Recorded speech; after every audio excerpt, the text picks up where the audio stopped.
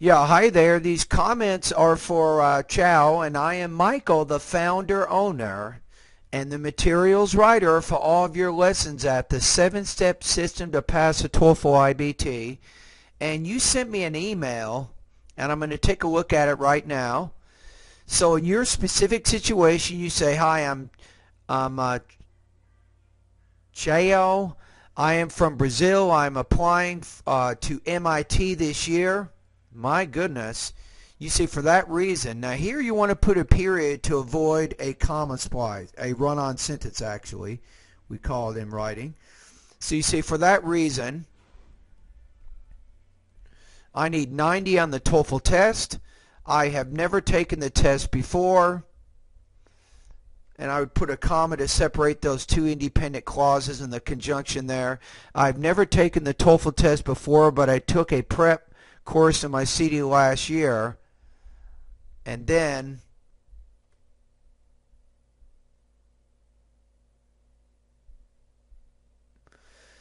maybe here,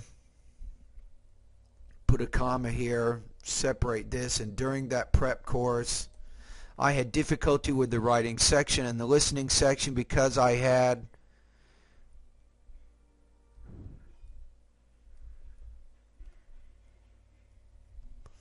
I'm going to change this to past because everything else in that sentence is past. So because I had trouble note taking. Then maybe say here, if you can suggest me a study plan, I will be grateful. Again, another sentence structure error. Be careful with your writing here. I have about 1.5 months to prepare using 4 to 5 hours per day, including Sundays and Saturdays. Here's what I would do here. Take this idea and maybe put it in the beginning of the sentence so you don't have a misplaced modifier. So you'll say using 4 to 5 hours per day, including Sundays and Saturdays. I have about 1.5 months to prepare. Thank you. Thank you for your attention.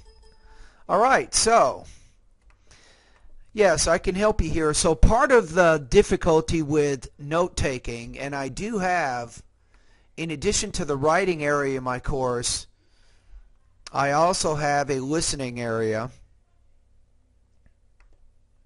And you can go to this part of my website too if you want to learn more about the listening section of my course. The listening section of this online TOEFL. So part of what I'll help you do in the listening area, I will help you develop a note-taking system. And it's something that it's a gradual process, but part of your difficulty right now is you're just not used to listening to academic type passages.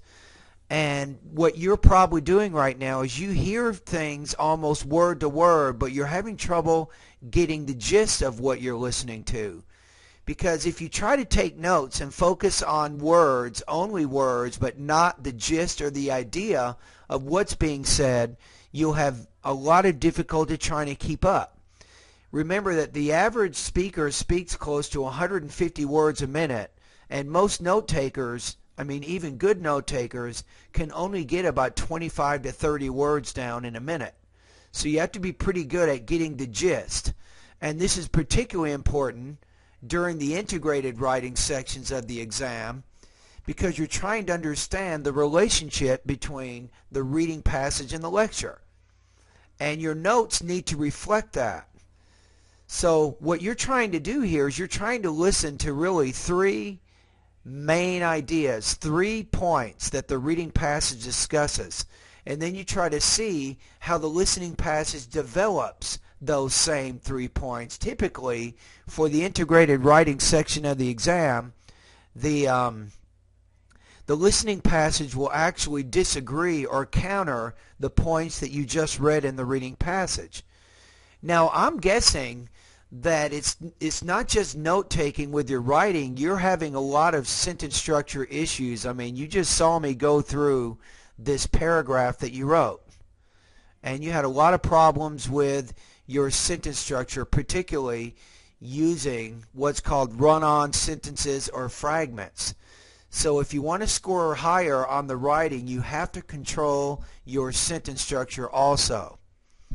And that's exactly why, Chow, I have a grammar section in my course. The grammar section offers a diagnostic pretest that you can take, and that will tell you specifically what types of grammar problems you're having, and then you can review those areas in the grammar section of my course to help you improve.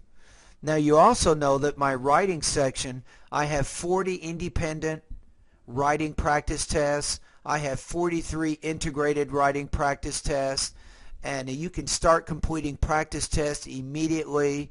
You'll start getting feedback from me immediately. And then you can begin to monitor your progress on a day-to-day, week-to-week, month-to-month basis. All right, so my suggestion for you, you have about 4 to 5 days that you can practice, including Sundays and Saturdays, right? So that's quite a bit of time. And I'm going to recommend 3 specific things. And of course, I'm going to recommend my online TOEFL course, and particularly my 90-day study guide for you. And you can probably get through that in less time, given how much time that you have here. So my recommendation for you is to start going through my 90-day TOEFL study guide, and it does have a particularly big emphasis on vocabulary development. And since you have so much time, you really want to spend time to develop and improve your vocabulary. I do have over 1,700 words in my online TOEFL course waiting for you to learn. And with the time that you have, you should be able to make progress in mastering those words. And if you can master those words, it will make it easier for you with your listening and your writing. And that's also going to give you practice in all the areas of my course. You'll get a good balanced instruction beginning with vocabulary, pronunciation, grammar, listening, reading, writing, and speaking areas. As you go through my course, whenever you have questions, you simply email me, just like you did today.